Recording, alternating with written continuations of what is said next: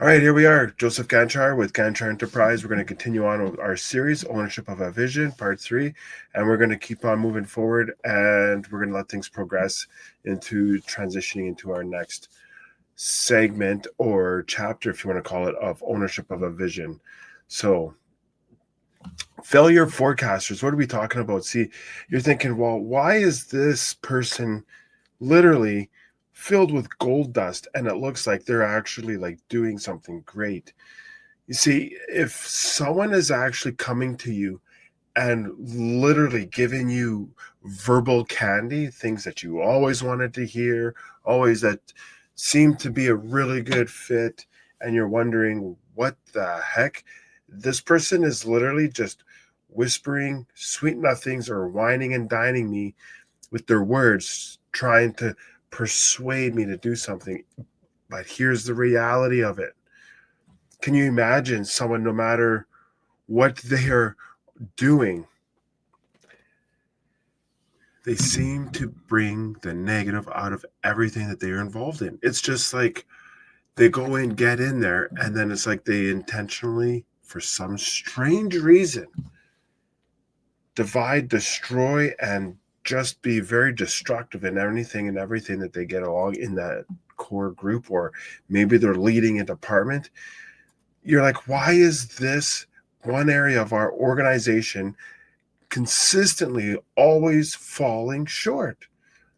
It's because if someone has a negative mindset, you're just going to continue to push on down, push on, like it's just it's the reality is it is very contagious, just like a very positive and vibrant and charismatic and enthusiastic attitude.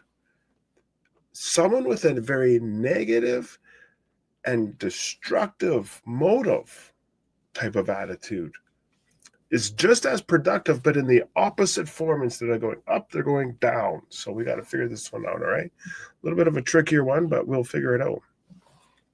So in this example, we'll just take an instrument and let's just say that they are always on the wrong key, never really trying to do the things that they're trying to do, but literally just trying to mislead all those around them of a form of great pessimism. It's just like they're literally just trying to do whatever they can to just throw you off, and then try and be like, oh, look what they, and they start pointing the finger, and it's just like, why are you even around? Like, you're very, very toxic person to be around. So my encouragement to someone that is around someone that's always negative, try and keep your distance, keep it very professional, keep it very blocked into whatever that might look like, and push them aside. Okay. And then if you have someone that's also doing with this, in this case, also like an instrument, again, say goodbye, goodbye, goodbye. It's very difficult, but you got to figure out how to take the high road in these utmost difficult times. Okay. So everything going around them, you can sense negativity or tension that is magnified from the person within. That should be a clear indication from your intuition saying, you know what, have your guard up, stand on something that is of great substance, and that is your integrity and transparency. Hopefully you have that in line and tuned and how that is supposed to line up within your being, so that you have a very high sensitivity to discernment to understand what's happening and what's going around and who's going to do what. But you can't just let this completely be destructive on you. Okay. So we just got to figure out how we're going to be able to do this. And we're going to go through this and we're going to figure it out together. If not this week, probably in the next weeks to come. Okay. So just be aware of those people that you get a very weird gut intuition saying, something's just not right. Something's just not clicking here. Okay. Because these people are exactly what they are trying to do to convince others. They are failures. And yes, they are trying to drag you down. But you can't be down. You got to get up, stand up, and do what's right. Because you know what? No matter where you are in life, if you're like this woman here, older in life, but you look in her eyes and she's got a very, very, very subtle grin, but it's confidence. It's embracing future, a dream. She's got drive in her eyes. She's got her eyes on the prize, if you want to call it that. It's a transition point. That's exactly what this is. She is so focused on what is required to do whatever it has to be done in order to push on forward. She realizes there has to be a transition point. And you're like, well, what is this transition point all about? Well, over the last few weeks, things have been at a very low in what has been said. However, all these other types of very, like people that are just wanting to pull you down. Okay, so you can reflect on the back of those 2 weeks and this first point on this week, and you'll get the top 10 types of indicators of people's, I would say workplace personalities, because I believe that people are tending to be, unfortunately, more, I'm in this environment, so I'm going to act this way, but I'm in that environment, I'm going to act that way. So they're very chameleon-like. They're very, like, unstable, unfortunately. So you just got to remember that these are just different types of people who have been stuck in a certain place that can take another person's dream or vision away from them. And how do you get away from this? Well, we're going to dive into that in next week. But right now, we're going to concentrate on one thing only.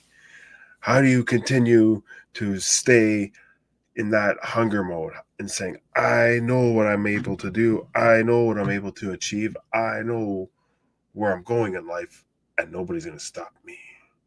Why? Because you never let someone just come into your life with no invested interest and steer your life in a direction of an unknown to you. See, what I mean by this is, who actually has influence in your life? Who actually has the best interest in your life? Someone that would actually have some type of skin in the game. What do I mean? They actually need you to succeed in order for a slight return to come back to them. I know everybody's talking network marketing. I don't really care about the whole compensation scale. I don't care about, throw that garbage all out the window. Oh, is it a pyramid? You know what? Pyramids, they've been around for many, many decades. They're probably still around, and they probably will always still be around. Just do your due diligence and you'll find ones that are kind of like a stair step away. That means that all of a sudden you built and then you step away and then you continue to break away so that it is actually an equal, unlimited, unrestricted, cooperative opportunity. Those are the types of opportunities that you want to look for. Or if you're putting into a program or some type of a course and there's a vested interest in the person that actually created that to help you move along your way in order to make sure that you are able to achieve the goals that you have set forth. That's a financial invested interest. That means that they only want the best for you because their reputation is actually on the line, and the reviews of that course can actually reflect on them, which means, is that course actually worth pursuing to the next person? They will look at the reviews and say, well, I'm out, man. This is not for me. So whoever has some type of, merit to give you any type of influence of advice, what's in it for them? Because opinions are just like grenades. You grab them in your hand, you pull the pin, and you throw it and see what happens. Come on now. Okay. So if you have a dream, you have a vision, why is it there in the first place? How did you even achieve to that conclusion that this is my dream, this is my vision, this is where I'm going, this is where I'm headed, this is why I'm going to be doing what I'm going to be doing? What birthed this in the first place? Get to the root of the stem of your true passion within you that wants you to just continue to push forward and drive. That's the key right there. You just never lose that hope or lose hold of that essential dream or vision that you have for your own life. All right? Because the other thing is how did you come to this conclusion that is exactly what you want or even need? You see, every dream or vision, I believe, is not just accidental. I believe it's something that you really truly desire and you really truly want to achieve something of purpose, because it is not what you actually achieve or acquire in this life. It is what you actually leave in others when you leave that will determine how much of a great impact that you have and how you are able to achieve things. Because you could gain the whole world and lose your own soul, and nothing would be of nothing but dust. So if we are here temporarily, why not just make the best of what we got, Just achieve that dream or that goal, figure out exactly what is the stem of it, where is it coming from, and never let go of that. Let that be something that is so ingrained in you that you are able to think of only one thing and one thing only, and it is how I'm able to better myself, to be the best version of myself, to achieve the things that I thought that I ever could. The first step in that is to surround yourself around people that are near that arena or that realm that have achieved what you are longing to achieve. Okay? So now you look into this, you have a young couple, they want to, just achieve great things. They want to prepare for the future. They just want to be able to just go out and do great things. So here's the thing. How do you do it? Politically, environmentally, social, economically, a whole lot of things are moving around these times right now, and nobody knows what the future holds. Well, create a proper environment. What does that mean? First, you got to have that foundation in making sure that you're able to actually achieve what you want to achieve in your most optimal type of environment. So what do you need in place in front of you, around you, to help you achieve things that you know that you need to achieve on a day-by-day or hour-by-hour basis the easiest? That is the way how you create a proper environment. Just notice what you need. And it might be something small.